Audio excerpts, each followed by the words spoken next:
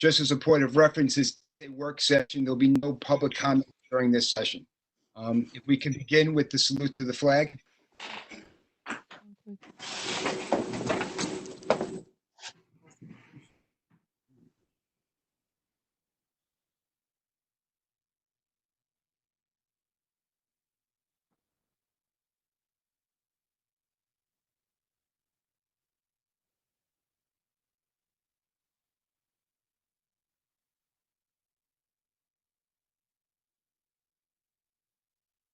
Pledge allegiance to the flag of the United States of America, and to the republic which it stands, stands one nation, under God, indivisible, with liberty and justice for all.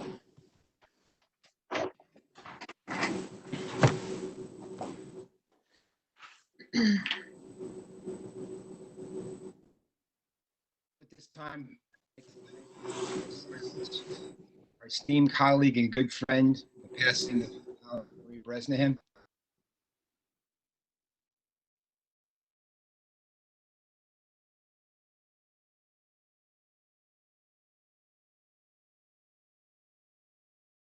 Thank you.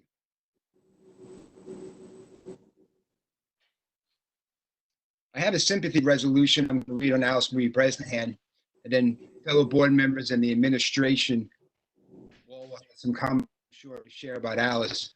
I first met Alice Bresnahan when I was president of the student government at Lynbrook High School and began working with her that many years back. I have always had a lot of respect for her. She has an amazing disposition, a gentle touch with everything she does. In addition to that, every year she and I get to speak to the kindergartners on their first day of school, letting them know what the process is like. It's something we both enjoyed very much. She has really been what public service represents everywhere.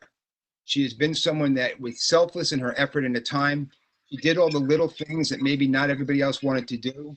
She maintained relationships with all aspects of our community. From the Board of Education standpoint, she maintained her contacts throughout the county and the state.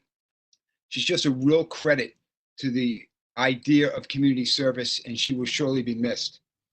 And again, after I read this resolution, we'll share some sentiments amongst the board. Whereas the members of the Board of Education of the Lynbrook Union Free School District are filled with sorrow over the recent passing of their esteemed colleague, Alice Marie Bresnahan. And whereas there have been no greater supporter of the students, faculty, and staff of the Lynbrook Public Schools than Alice Marie Bresnahan, who has served as a dedicated member of the Board of Education for 45 years. And whereas the Board of Education is grateful for the many contributions made to our district by Alice Marie during her decades of service to the Lynbrook community, beginning with her service as PTA president at all school levels, board member, vice president and president of the Lynbrook Board of Education, and president of the Nassau-Suffolk School Boards Association.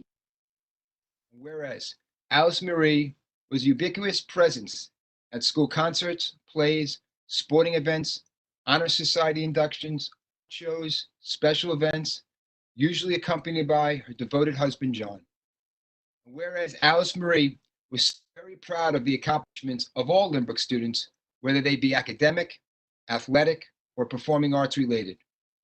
Whereas Alice Marie fiercely lobbied Albany on behalf of students and regularly attended state and national school board conferences in her endless quest for opportunities to help Lynbrook schools improve. And whereas Alice Marie had a breadth of knowledge and wisdom that will be impossible to replace. And whereas Alice Marie has left an indelible legacy that will continue to benefit the Lynbrook schools, community, for generations to come. Be it resolved that the Lynbrook Board of Education records its sorrow, its sympathy, and the highest regard in which Ms. Bresnahan was held by the entire Lynbrook community and by the school administrative community throughout our region, state, and nation. Be it further resolved that a copy of this resolution be sent to the family of Mrs. Alice Marie Bresnahan with the hope that they will find solace and comfort in the rich heritage of good works for which she will forever be remembered and revered. Dr. Bjork. Yeah, this is pretty hard for me because Alice, I've known Alice basically my entire life, and there has been no greater supporter of me personally, as well as for the district. Alice has seen me through thick and thin over the years. She has, as I said, been the greatest supporter and the greatest critic. But to her credit, the criticism was always, how are we going to make Lynbrook better? And you have to be able to accept that criticism if you want to improve and you want to do what's right for the kids and offer them what they truly deserve. And words cannot express how deeply sad I feel for the district, that they've lost this huge supporter for myself, for administration, for everyone, because Alice was there to support all of us. I'm so grateful, though, that in the past few years, when we've had some special occasions and we went on conferences, and Mr. Paskoff and Ms. Hanson could probably vouch for this one, when members of our art department, we all presented at the National School Boards Association conference in Boston, and the teachers did a phenomenal job presenting the partnership that we had with the Children's Hospital and the devices that were created. And we got such wonderful feedback from the audience members. And then I looked over at Alice, and she's crying. And I'm like, oh my gosh, there's something wrong. What did we do wrong? Because she always made me feel we were doing something wrong. And she was just so proud. I felt, we were able to give her this, that in these moments, not realizing that these were going to be some of her last years of service, but we made her happy. And to me, that was worth everything, that she could feel that pride after so much that she's given back to this district in 45 years as a board member and PTA member before that and parent before that. So she would truly be missed.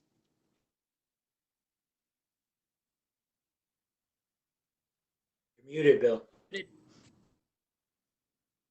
Sorry, Mr. Paskoff, I know you had a few comments. Sure. I'll talk a little bit. First of all, I just wanted to say, it's very sad for me too. I had the pleasure of traveling with Alice a lot, and I'm going to tell a couple of stories about that in a more humorous tone. But we really got to know each other, and it was very hard for me. The other day, it's funny. It's like when my dad died. I didn't really feel it until like a month later, when I wanted to call him and tell him something. And it's the same thing with Alice. It's like the other day I wanted to call her and tell her something and I couldn't. Very sad. But on a lighter note, I had the pleasure of introducing Alice at a Nassau-Suffolk School Board Association meeting where she was being honored. And I spoke about, how she managed to maintain her position on the board for so many years. I talked about it was due to the fact that she carried a gun because she was a parole officer, and also she replenished the voters with all of her family members. So I think the audience got a kick out of that. Another thing, we went to the school board convention in San Antonio. And school board conventions, National School Board Convention, is a lot of walking. It's very tiring. You're sitting in meetings all day. And Mark Moran, Terry's husband, was there. He was a vendor selling one of his packaged products. And Mark and I said, hey, wouldn't it be fun to go to a San Antonio Spurs game? There happened to be one in town. And we said, all right, we got to ask Alice. There's no way she's going to want to go. It's going to be late at night. It's going to be after all these events. And she was right on board with that. She took the Uber with us. We had a beer together before the game. And she never slowed down at all. She used to hate it when I tried to take her bags through the airport because she wanted to be so independent, but I did it anyway. So, I'll always have fond memories of Alice and the Bresnahan family. Thank you, Mr. Paskoff. Members like to speak? First of all, I have to piggyback on Rob. I too traveled with Alice, and I watched the members of the art department try valiantly to carry her bags for 3 days and fail. And I think I told each of them, don't even bother, just give up. First of all, I want to say to everybody out in the community, everybody who's watching, if you've lost someone, I learned with this through Alice how hard this has been this time, whether it was COVID or not COVID during this time, because you haven't been able to say goodbye the way that you wanted to. This is not how I wanted to say goodbye to Alice Marie on a WebEx, but that's what I'm gonna do. Alice Marie was just an incredibly bright, funny, sharp person. Bill made the comment she had a soft touch, but boy, she was made of iron. And I saw that quite a few times in just the 7 years that we served together. A few years back, she injured her hand and couldn't drive. And for a long time, most of the time, John drove her. Sometimes I would. And then when John passed, I drove her quite frequently. And I never considered it a chore. I always looked forward to those car rides with her because I would get out of that car smarter than I was when I got into that car, because I was in that car with her, and she used that time always to impart insight and experience and wisdom.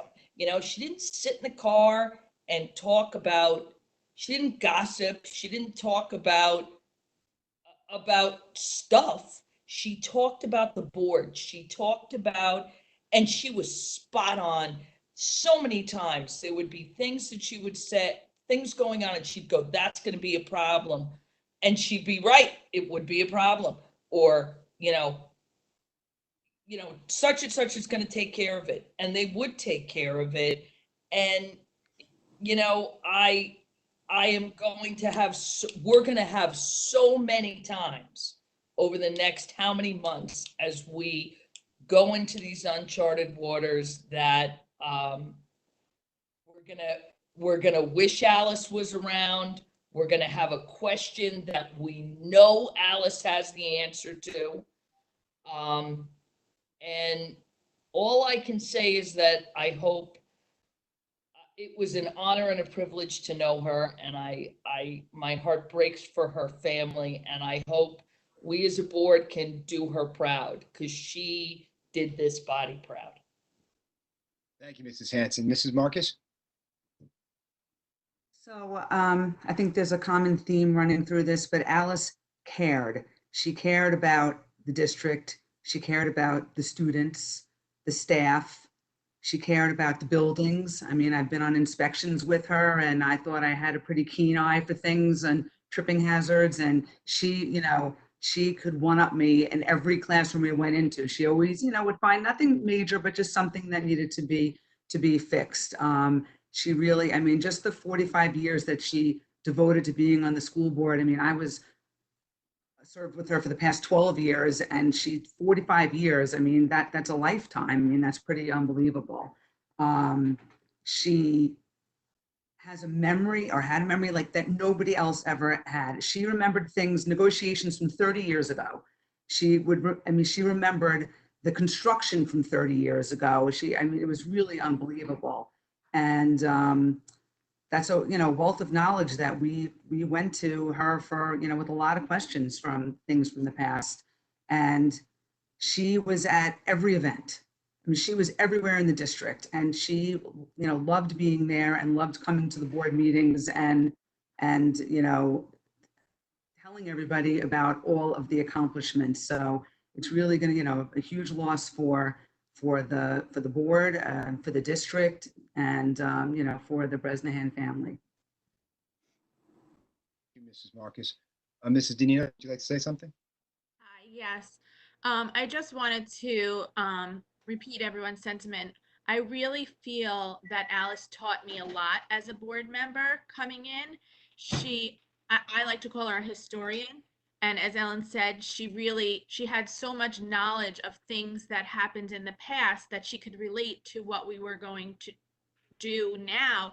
And I also want to say that she had a great pulse on the community and how she felt that the community would react to each situation. And she really was correct, most of the time. I don't know if you saw me giggling before, but I did this past year go on a walkthrough of a building with Mrs. Bresnahan. And as someone who's in a classroom on a daily basis, she really taught me things to look for that I didn't ever think to look for before. And I will never take a tour without thinking of her and missing her. Thank you, Mrs. Nino. Mr. Yeager? So I've had the pleasure of sitting next to Alice for the last 5 years. And sitting next to her in the board meetings, one of the things that I will certainly miss is our little side conversations. And certainly, I would go to Alice for advice and ideas, and I'd kind of just lean over and whisper and just to get her perspective. And I think that was the one thing that I'll certainly miss most about her is her perspective. She certainly, even in the last few years, especially since I've been on the board, she had no stake. She wasn't a stakeholder. She was just wanted the best for the community and for the kids and for all the constituents. And I will certainly miss sitting next to her and having those little moments where she would just impart just this little bits of wisdom to really help me out and help me to understand my role as a board member. And my heart goes out to the entire Bresnahan family and to the entire Lynbrook community. Thank you, Mr. Yeager. And included in those sentiments, we actually received a letter from Lynbrook Teachers Association, which I'm going to. On behalf of all the teachers, the LTA express our deepest condolences on the passing of Mrs. Alice Bresnahan. She was a longtime member of the Lynbrook Board of Education and is stable in the community. Mrs. Bresnahan often greeted teachers on the first day of school year to offer words of encouragement and support. She made an effort to remember every teacher's name. She visited classrooms every year and consistently offered words of encouragement to teachers and students. That support for teachers, the students, and our programs was further demonstrated with her attendance at nearly every evening event. That support also came in the form of advocacy. On multiple occasions, Mrs. Bresnahan joined us on trips to Albany to advocate for adequate funding for our schools, spoke about the need for fair tests, and shared her frustration with unfunded state mandates. Many of us do not know Lynbrook without her presence. Her involvement in the Lynbrook schools was generational. She left a lasting legacy that will be warmly remembered by us all. Mrs. Bresnahan will be deeply missed, but her presence over the last several decades will be felt for many more decades to come. And thank you to the LTA for sending that letter. Also, the board was trying to think, how do you recognize someone who's done as much for their community as Mrs. Bresnahan has? And the board has decided that we are going to be naming the new Fine and Performing Arts edition at the high school after Mrs. Bresnahan, and there'll be more information to come about that. But I think it's a wonderful thing to recognize someone that's done as much for this community and for these schools as Mrs. Bresnahan has. So if anybody have anything else on Mrs. Bresnahan, moving on with the rest of the meeting, also which will be included tonight in our consent agenda, I want to welcome Joe Martiotti. I only know him as Joe Mott, so Yeager, Joe Martellotti. Martellotti. There you go. Thank you. The new director of physical education and athletics. Like I indicated, the resolution will be read during the consent agenda, but congratulations to him, and we're looking forward to his involvement in the Lynbrook community. At this time, Dr. Bjork, into a little bit of not such a great topic, but maybe have a little bit of a budget discussion on what we're looking at here. Right, so tonight is a work session. I think we're going to talk about a few things, but one of the pressing things on everyone's mind, every school district's mind, is the budget discussion. We were hoping that by the time of this work session that the governor would have come forth with his first monitoring of the state's fiscal status. They were supposed to be doing a biweekly monitoring of the revenues in the state and therefore how that would translate into state aid for school districts. I have previously indicated that we already received an adjustment in our state aid for next year. And so therefore, next week at the budget hearing, Dr. Lynch will have to restate the revenue side because we need to use some additional reserves money to cover the shortfall. But the pressing issue is that the governor is indicating that next year we could have upwards of a 20% cut in state aid. That's huge for Lynbrook. That's $2 million for Lynbrook, and we're putting forth a budget and we have everything intact. But at some point next year, the community just needs to know that we may be faced with making some difficult decisions because obviously we're going to have to make up that 2 million shortfall if it comes to that. We will hope. Can you expand on that part? So we know we had aid numbers coming now, but could you just educate a little bit on how many times a year we get money and if the revenue projections, because of how the economy is not moving now, and depending on when he opens up the economy, will impact how much revenue he's going to have. At what points during the school year could we see some changes? At what point will we know what the financial situation is and the idea of there being mid-year cuts? Where can he adjust what he's doing? So there's actually, that's a good question. And actually there are several moving parts to that because it's not only the money flowing in from the state, it's money coming in from other sources. So the executive orders, if you recall, was that there was a delay in tax payments. So because people are losing jobs, the deadline to pay one's property taxes has been delayed.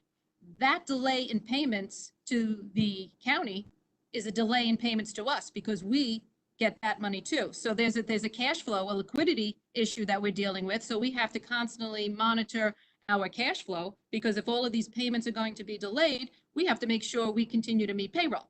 So some districts may be in a position where they have to do mid-year borrowings just for the cash flow in order to meet their expenses.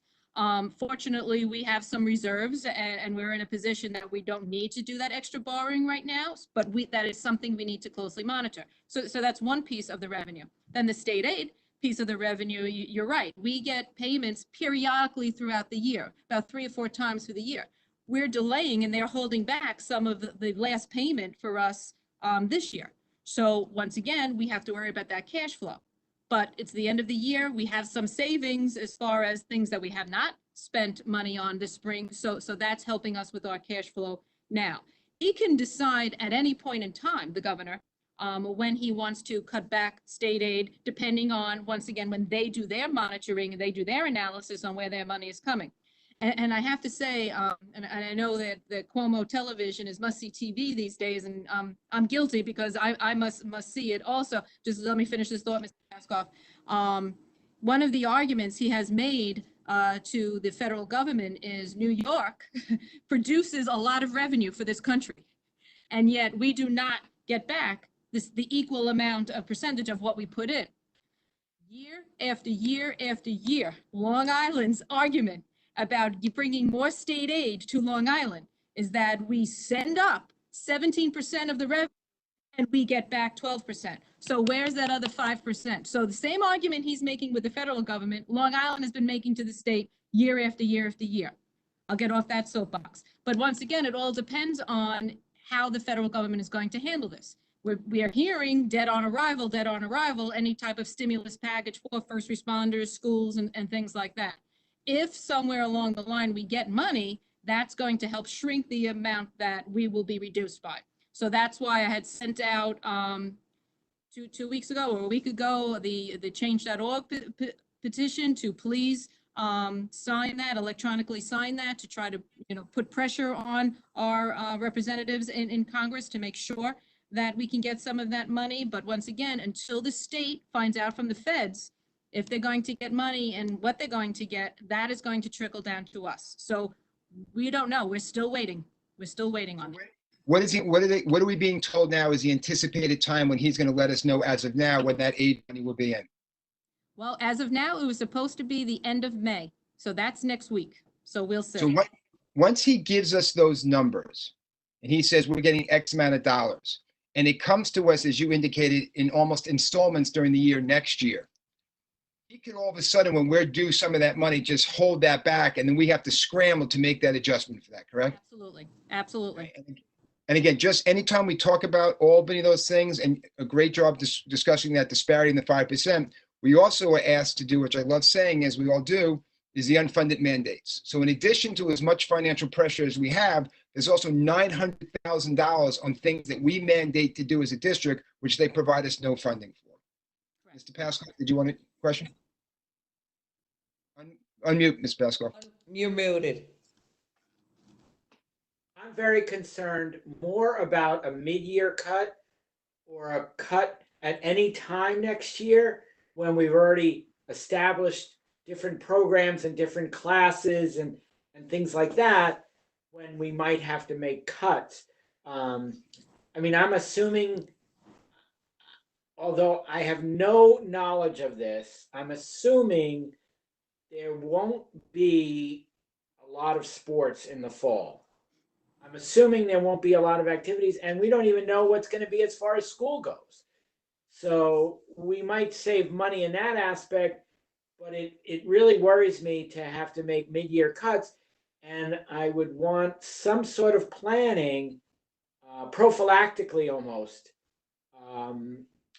to prevent any significant impact from a mid-year cut. I think that's part of the planning. I think where you're going with that is we obviously don't want to make a cut in anticipation of something that doesn't happen. The one advantage we have, we know a great deal of what he's doing is going to be based upon the revenue they generate in the state. So the rush for him now, where you see he's changed his tone over the last 2 weeks about recognizing the importance of getting the economy back. But obviously, we're going to have some gauge on what's going on by how businesses are doing over the next 2 to 3 months. And if he shuts everything down again in the fall, that will also be a great indicator to us of where we might end up being on aid. And obviously, the stimulus package, depending on what we get from that and so forth. So going back to your point, Mr. Paskoff, there are some things, preliminary things that obviously we're looking at. Number one, we're going out for a bond borrowing, okay? The one good thing when the economy is in a state like this, the interest rates are low. So in the budget, we have budgeted a certain amount of money. If we work the numbers and if the borrowing comes in at a lower, we could stand to save $100,000 right there. So, I mean, that's nothing in the scheme of 2 million, but it's $100,000. So that's one area.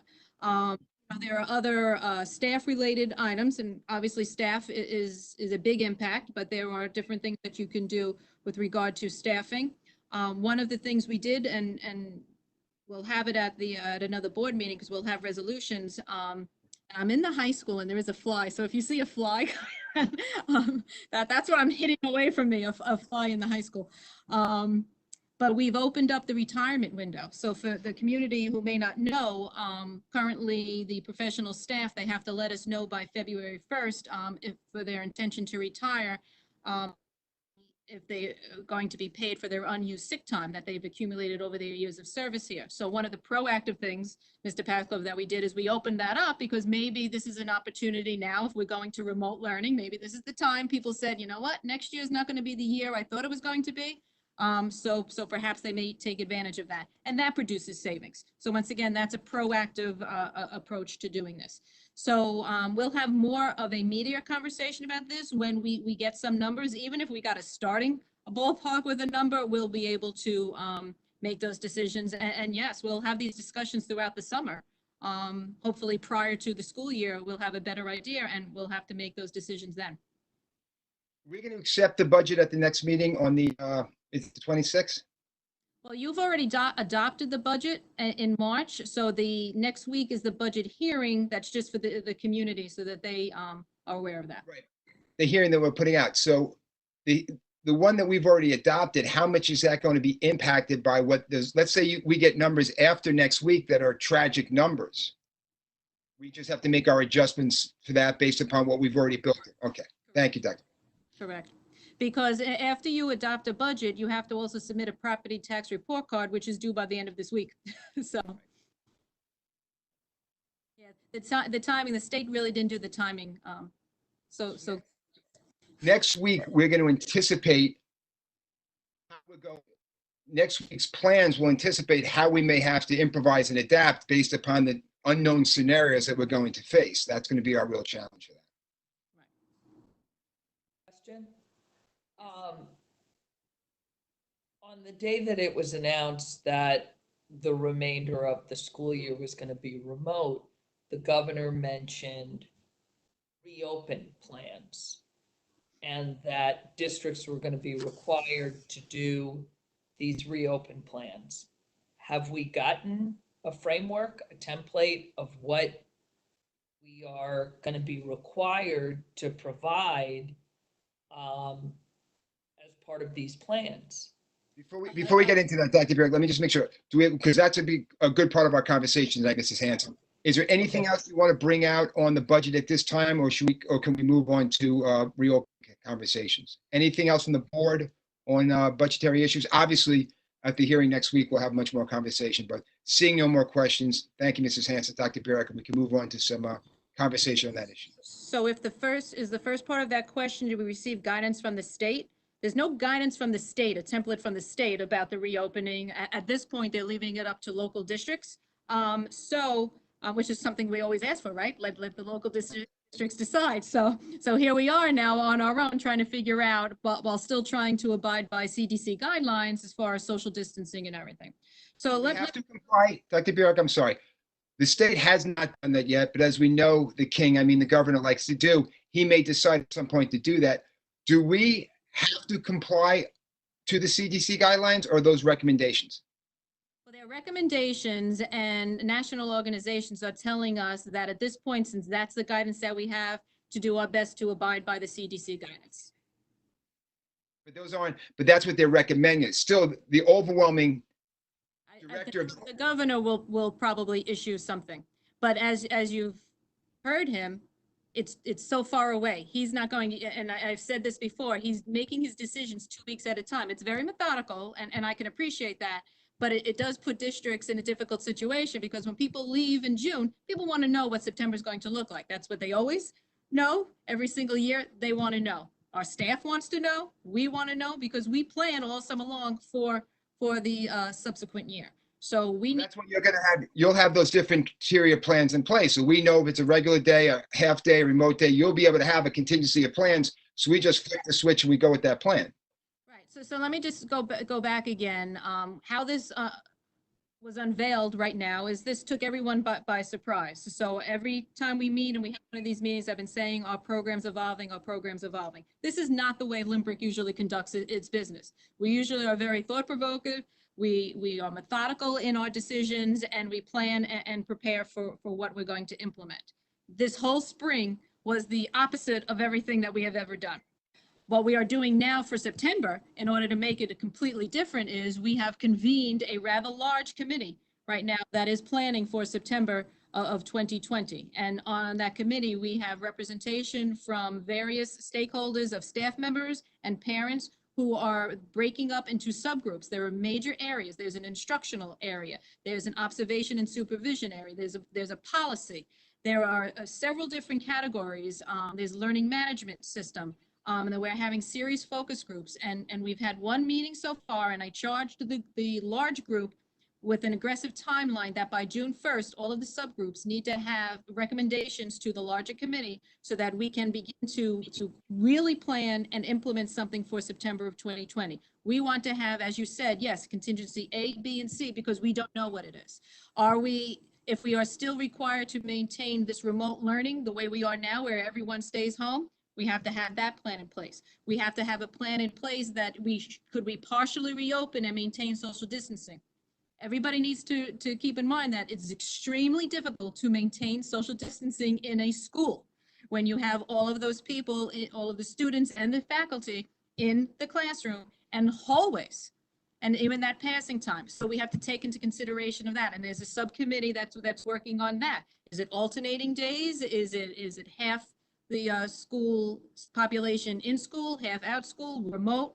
Synchronous, asynchronous, all of that is being discussed right now, and that I hope that by our June board meeting, we'll be able to share what that plan is and present that formally to the Board of Ed. Mr. Pascoe? I I don't remember, I saw the list of the people on each committee, but I'm wondering if, I don't remember seeing any students on those committees. And I'm wondering, they are probably the biggest stakeholder in this is the students. And I'm wondering if we could get a couple of students, on the various committees.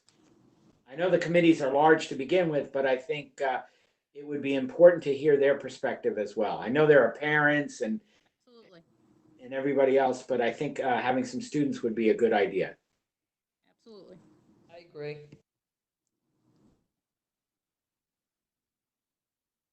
We've covered any other questions about September. We're obviously going to hear more about that. I guess just to be clear, the hope of the administration and of the board is that when we do have a plan in place, that's the plan we're going to put out and have a great deal of notice on that. And we hope to have high expectations from both the administrators, the board, our teachers, the parents, our students. We hope to be able to get the best plan in place so that when September comes, no matter what situation we're in, we're hitting the ground running and continuing at a high level of education and moving ourselves forward. The one advantage we'll have over the summer is we'll have a sense of what the plans are, and everyone should understand those and be ready to go. By September, no matter what the situation is, we should be performing at a high level, and I hope that we can meet that expectation. Other issues, anything else on September, on the budget?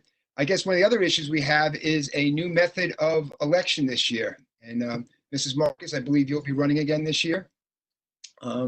So this year, the process now is all absentee ballots. So one, that has been a great deal of burden on the district clerk who has to address that issue. But the community should be aware that the ballots will be mailed. And those all have to be mailed back. And I believe, Terry, by anything that arrives after 5 o'clock on June 9th will not be accepted. There will also be a district mailbox sitting outside the administrative building. So once you have your ballot, you can return it back by hand and deliver it there. I believe my understanding of it also is that there's a certification along with your ballot. It won't be enough to check the boxes.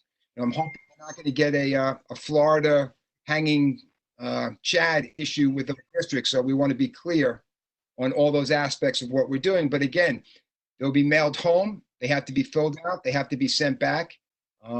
Someone had asked about a candidates night. The candidates night is up to the PTA council, I believe, correct, Dr. Bjork? If that's something they're going to organize, they'll have to reach out to the candidates to address that issue. They're having it June 2nd. I just got an email.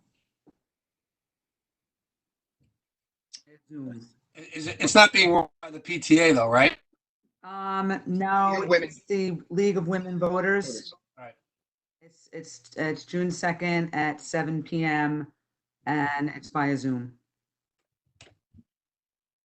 So, as far as we know, it's got to be polled. It's when it actually gets there. And the truth, and the reality is, the mailman, the postal carrier is not going to be worrying about getting to Ms. Moran's office. They're going to deliver mail whenever they deliver. Hold on, I'm getting a clarification from my boss. Yes, Mrs. Moran. So we're going to go to we're going to call the post office at 4:30 on the 9th. And if they have any more envelopes, we're going to go send somebody over there to get them by 5 o'clock. Okay. And then if anybody drops anything, it has to be by 5 o'clock. And just to clarify, the certification is on the outside of the oath envelope. It has to be on the outside of the envelope that you sign. Also, you're making arrangements now, because unlike in the past, where we have had machines that were counting ballots in recent years, these are going to be hand envelopes that have to be opened by hand and counted by hand. And you'll let us know as a board what arrangements you need to support you to be able to handle that load of work that comes in. Yes. Mr. Pavlov, you had a question? That was my question. Basically, it's going to be a tremendous burden to count those votes. We have enough problems when it's done by machine, yet alone counting them. Is there a deadline for that? I mean, do we have to certify that vote that night like we usually do? Or is that deadline, can we certify it in a week when we count all the ballots? I mean, I can't imagine counting what could be 15,000 ballots in one night. I mean, As a credit to the district clerk, who has taken the whole process of physics and calculus to try to figure out how long it takes to each one, So she is coming up with a plan with teams of two, and Ms. Moran, if you could jump anytime. So the idea is to have one person opening it, they're working on having an interface on the computer so they could just read it off, put the information in, but it may have to be, 7, 8, 9 teams of 2 people to over prepare in the anticipation of us having what is usually just a very low turnout, but now the idea is check boxes. And as you noted, there's an oath that has to be filled out. It has to be clear on the box. They can't, they check it or circle it and so forth. So there may be particular issues, but they're making arrangements. So my understanding is we'll be done that night. And Terry, correct me if I'm wrong. I don't believe they were clear on the certification, but our intention is to certify that night. Yes, that's our intention. I think it's usually 24 hours you have to certify, but hopefully it'll be before that. Right. Moving.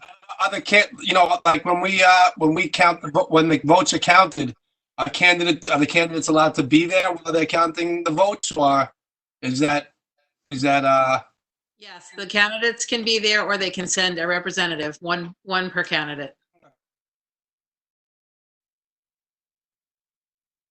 Any other issues on the election? There'll be more to come on that. So also throw out, the governor's plan was one that also cost us right now, what, 50,000 plus currently with postage and the other arrangements. So another example.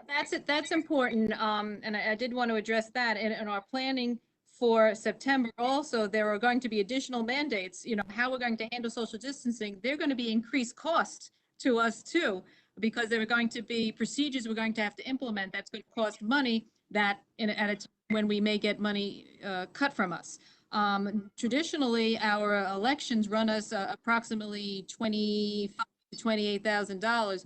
This election is costing us upwards of $55,000. Can I just say one more thing about the ballots will probably be mailed out the last week in May. So hopefully they'll be in the houses by the 28th, 29th, and then they need to be back by June 9th. Got to be a quick turnaround. This is Nino. I was just curious the amount of people that have voted in the last few elections approximately compared to the amount of ballots going out, just so we could understand the magnitude of what this ask is. So last year we had 1,800 voters come out and vote. We're sending out 13,686 ballots. So we could be waking a sleeping giant. But again, Ms. Rand, you'll put into place whatever teams you need to anticipate the higher end. We're better off having teams of people we're not utilizing than having the ones that are understaffed for 12 hours. So whatever you need, the board give you whatever support you need to make those arrangements. Thank you. So we talked about next year. We'll hear more about that budget and the election. So the other issue is there's been some questions about the milestones at the year end. And I think Dr. Bjork at the end of this week, where she does her weekly bulletins, will have more information. But I think that the information we're getting now from the administration is that, the board has expressed as a community looking for high expectations. And I think there'll be some very meaningful events taking place for our seniors at the end of this year. And I think we're all looking forward to, at the very least, watching those events take place. Anything else on any of those issues? I have a question regarding those milestone events. So, do we have the people in place because I've heard different ideas about different, building off the live event of the Varsity Dinner or the music dinner. Many people are involved in giving out the awards. So if theoretically many people would shoot a video of their portion of the evening, do we have everybody in place so that this can come together, be edited, and go out into the universe? Is that already nailed down? Who's doing that? Who's gonna pull it together? Am I like air traffic control over here? Sorry. Yes. We, as Mr. Belmont said, we're working on, trying to make it as meaningful as possible. So at the Varsity Dinner, when you have several coaches, having recorded messages, they will have recorded messages. They will be delivering their booster awards, and that will take place as it had always has been at the Varsity Dinner. Yes, and all of those are going to be pieced together by none other than Kayla. I don't know where she is on your screen, but she's right above you right now. Mrs. Hanson, if you look up on my screen at least, you'll see her there. She is putting that all together, and the same amount of work has to be done for every one of our. So the senior awards also is going to be put together. Several people are presenting that. Obviously, that evening there are a tremendous number of presenters at that. Obviously, that was a tremendous amount to pull together and get all those people to do recorded. So we have our internal staff explaining the awards, and they have all those recorded messages, and we'll be doing it. And we're trying to make it a little personal in the end by having pictures, where we could have pictures of students. So we're doing our best to put that all together amidst everything else that we're doing during the pandemic. So And I think the community, understands, but I think they'll be very appreciative of those little extra efforts that we make to try to, make this special for these seniors. And I think that's the intention, and I think that's the expectation, and I'm hopeful that's what we're going to get to. They've lost so much. I think these will be meaningful events for them. Anything else from the board? If not, I'm going to move on to superintendent's recommendations. I'd like to ask for a consent agenda on resolutions 2005G29 and 2005G33 and 2005C8. May I have a motion for the consent agenda, please, Mrs. Marcus? Second, Mr. Pascoff. All in favor? Thank you. Can I have a motion to accept the consent agenda, Mrs. Hanson? Second, Mr. Yeager. All in favor? That also passed. I'd also like a motion to adjourn to go into executive session to discuss matters of personnel. Mrs. Nino. Second, Mr. Pascoff. All in favor? Thank you very much. And to confirm, Dr. Pascoff, our budget hearing is the 26th next week. Dr. Pascoff. Yeah, I see it. I'm looking at you and I'm seeing all those faces. I Got promoted. feel like it's Hollywood Squares. Dr. Bjork, we are the Tuesday, May 26th. perfect. Thank you very much. Appreciate everyone coming out. You don't have to get home safely, but enjoy the rest of the evening. And let's, Mrs. Berman, you will send us a link for executive session. Do we have a link for executive session? I sent it out, Mr. Belmont. Dr. Lynch sent. Thank you. All right, thank you. Good night. Kayla, you can close out. Everyone.